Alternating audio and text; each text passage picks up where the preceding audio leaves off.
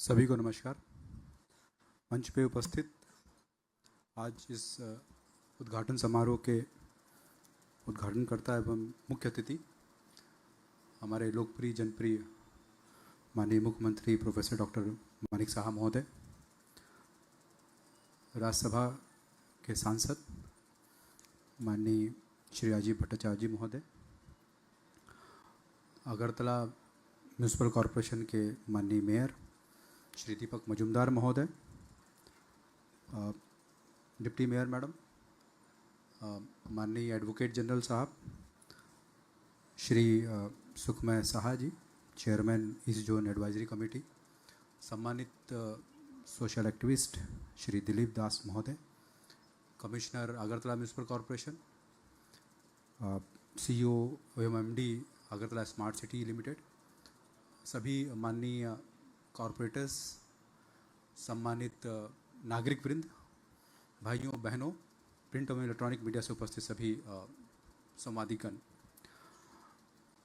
ये प्रोजेक्ट जब शुरू हुआ था 2023 में, तो मुझे याद है हम लोग शुरू में लगता था इतना बड़ा प्रोजेक्ट कैसे होगा, और माननीय मुख्यमंत्री जी का हमेशा से हम लोगों को इसमें नेतृत्व और मार्गदर्शन मिलता रहा। स्मार्ट सिटी को जब ये प्रोजेक्ट दिया गया था एशियन डेवलपमेंट बैंक की तरफ से, उसका मेन पर्पज़ ये था कि पूरे हमारे अगरतला इतना बड़े शहर में इस तरह से कोई बड़ा ग्रीन स्पेस अवेलेबल नहीं था, और इतना बड़ा लेक जो एक हमारा ऐतिह्यवाही लेक था, ये इसका काफ़ी मैं कहूँगा कि एक नेग्लेक्टेड पोजीशन में पहले था। मुझे याद है जब मैं 2014-15 में जब मैं डीएम होता था यहाँ पे, मैं अक्सर आता था यहाँ एमबीबी कॉलेज में विभिन्न कार्यक्रम से, और ये एरिया मुझे देख के लगता था कि इस एरिया को हम लोग और कैसे बेहतर कर सकते हैं। और उस समय न केवल ये लेक गंदा होता था, बट कि यहाँ पे और भी विभिन्न असामाजिक गतिविधियाँ रहती थी। राज्य सरकार ने ये निर्णय लिया, प्रण लिया कि इस जगह को बेहतर करना है।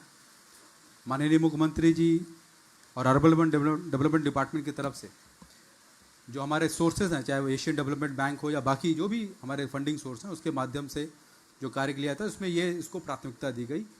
और मुझे आज ये जब इसका उद्बोधन हो रहा है 2 साल के अंदर, मुझे काफ़ी खुशी हो रही है जो यहाँ पे विभिन्न सुविधाएं दी जा रही हैं। और मुझे लगता है न केवल इस क्षेत्र के लिए, इस वार्ड के लिए, बल्कि पूरे अगरतला से और एवं त्रिपुरा में बाकी जगहों से भी जो लोग अगरतला आते हैं समय समय पे, वो जरूर आके इसको देखेंगे और इसका आनंद लेंगे, और इसको इतने बड़े जो नेचुरल इन्वायरमेंट है उसका लाभ लेंगे। ये जो पूरा कार्य हुआ है, इसमें बहुत कार्यशिल्पी जो हम लोग बोलेंगे, बहुत इसको अच्छे से किया गया है। इन्वायरमेंट और सोशल सेफगार्ड हम लोग एडीबी में स्पेशल प्रोविज़न होता है, जिसमें कि सुनिश्चित किया गया है कि जितने भी यहाँ पे आपको स्ट्रक्चर दिख रहे हैं, शुरू में आपको जब वीडियो में दिखाया गया था जो एक प्लेटफॉर्म बना था, वहाँ पे प्लेटफॉर्म एम्फी थिएटर, वो सब उसको पाइलिंग करके और वो लेक के ऊपर रखा गया है। लेक के अंदर नहीं है, लेक के ऊपर रखा गया है। आपको पॉन्टून ब्रिज दिखा होगा, पॉन्टून ब्रिज भी पूरा फ्लोटिंग है, जिसके नीचे पानी इस साइड से उस साइड जा सकता है। कोई उसमें जो नेचुरल हैबिटेट है यहाँ का, उसको कोई यहाँ पर किसी भी तरह का उसमें उसको प्रभावित नहीं किया गया है। साथ में ही यहाँ पर जो पूर्व में जो भी यहाँ पर एनवायरमेंटल गतिविधियाँ थी, उनको और ज़्यादा यहाँ पर इसको बेहतर किया गया है। और इसके लिए हम लोगों का न केवल स्टेट लेवल से, बट मनीला से भी जो टीम आती थी वो समय समय पर इसको देखती रही है। और मैं धन्यवाद देना चाहता हूँ अगरतला स्मार्ट सिटी और इस प्रोजेक्ट से सभी जुड़े हुए लोगों को। As a chairman Agartala smart city limited, मुझे भी इस बात का काफ़ी गर्व है कि इस तरह का एक प्रोजेक्ट आया है। और मैं विशेषतः माननीय मुख्यमंत्री महोदय को, जो कि अर्बन डेवलपमेंट डिपार्टमेंट के भी माननीय मंत्री हैं, उनको भी मैं उनके नेतृत्व और मार्गदर्शन के लिए धन्यवाद देना चाहता हूँ।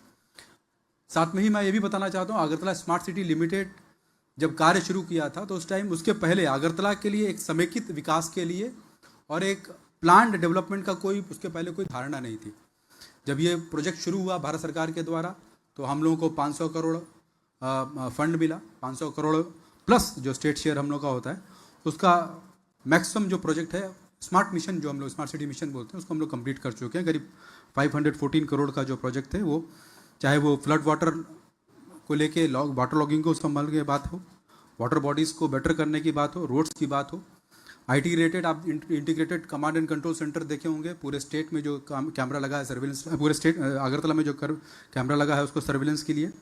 वाटर और सीवरेज प्रोजेक्ट इसमें लिया गया था, वो मैक्सिमम कंप्लीट हो गया है। अब उसके बाद से स्मार्ट सिटी प्रोजेक्ट तो कंप्लीट हो गया, उसके साथ कुछ एक छोटे मोटे प्रोजेक्ट अभी भी चल रहे हैं, जैसे एयरपोर्ट रोड का फाइनलाइजेशन हो रहा है बाकी। बट इसके अलावा जो स्मार्ट सिटी हमने जो शुरू किया, वो जो कंपनी बना, वो जो SPV बना, वो उसके अलावा भी बहुत सारे प्रोजेक्ट लिया है। चाहे वो एशियन डेवलपमेंट बैंक के स्मार्ट रोड, आजकल आप लोग देखते होंगे 23 किलोमीटर का स्मार्ट रोड जो काम हो रहा है पूरे मेजर रोड पे, उसमें जितने भी ओवरग्राउंड हमारे केबल्स हैं वो अंडरग्राउंड आएंगे। ड्रेन बन रहा है, और रोड जो है, रोड और वाइडन होकर रोड को लेटेस्ट जो हम लोगों का रोड का जो स्पेसिफिकेशन होता है उसके हिसाब से उसको तैयार किया जाएगा। साथ ही में स्पेशल असिस्टेंस में यूनिटी मॉल का कंस्ट्रक्शन हो रहा है अगरतला स्मार्ट सिटी के द्वारा। ये स्मार्ट सिटी मिशन के प्रोजेक्ट नहीं हैं, ये अलग से प्रोजेक्ट दिए गए हैं जो Agartala smart city corporation limited को दिए गए हैं। NGT का जो हम लोग का रिक्वायरमेंट होता है उसके लिए हम लोग STP बना रहे हैं स्मार्ट सिटी के माध्यम से। ADB के जो प्रोजेक्ट्स मैंने ऑलरेडी बताए हैं, सिटीज़ करके हावड़ा फ्रंट जो बन रहा है वो भी अलग से फंड हम लोग को मिला है सिटीज़ करके, वो स्मार्ट सिटी से कर रहा है। अर्बन डेवलपमेंट डिपार्टमेंट की तरफ से बहुत सारे फंड स्मार्ट सिटी को दिए जाते हैं, चाहे वो STP हो, चाहे वो अंडरग्राउंड केबलिंग अलग से भी दिया गया है, उसमें भी काम दिया जाता है। रिसेंटली हम लोगों को भारत सरकार से 240 करोड़ रुपए मिला है, जो माननीय मुख्यमंत्री जी ने अप्रूव किया है रिसेंटली। उसमें भी काफ़ी बड़ा हिस्सा स्मार्ट सिटी और AMC को दिया जा रहा है कार्य करने के लिए। और ये सब इतना बड़ा इतनी बड़ी संख्या में जो ये फंडिंग आ रहा है, ये फंडिंग मेनली है लोगों का जो यहाँ पर विभिन्न सुविधाएं हैं, सुजोग है, उसको बेहतर करने के लिए। जब इस तरह का प्रोजेक्ट लिया जाता है तो कुछ असुविधा हो सकती है लोगों को, जैसे खासकर ड्रेनेज का जब काम शुरू हुआ था तो लोगों को असुविधा हुई थी। एयरपोर्ट का रोड का जब काम हुआ था तो काफ़ी लोगों को असुविधा हुई थी। लेकिन आज अब देखें एयरपोर्ट रोड जितना अच्छा हो गया है, और वहाँ पर जो जिस तरह से प्रॉपर्टी प्राइसेस आज के डेट में बढ़ गए हैं, और जिस तरह से अच्छे वहाँ पर नए इस्टेब्लिशमेंट्स आ रहे हैं, तो ये कहीं ना कहीं जो स्मार्ट रोड और बाकी जो कार्य होने वाला है उसमें भी इसी तरह से पूरे अगरतला में चीज़ें बढ़ेंगी। इसके अलावा multi level car parking Agartala smart city के द्वारा किया जा रहा है ओल्ड मोटर स्टैंड में, जो कि 15 स्टोरी बिल्डिंग होगा, और उसमें भी कॉमर्शियल कॉम्प्लेक्स और बाकी चीज़ें आएंगी।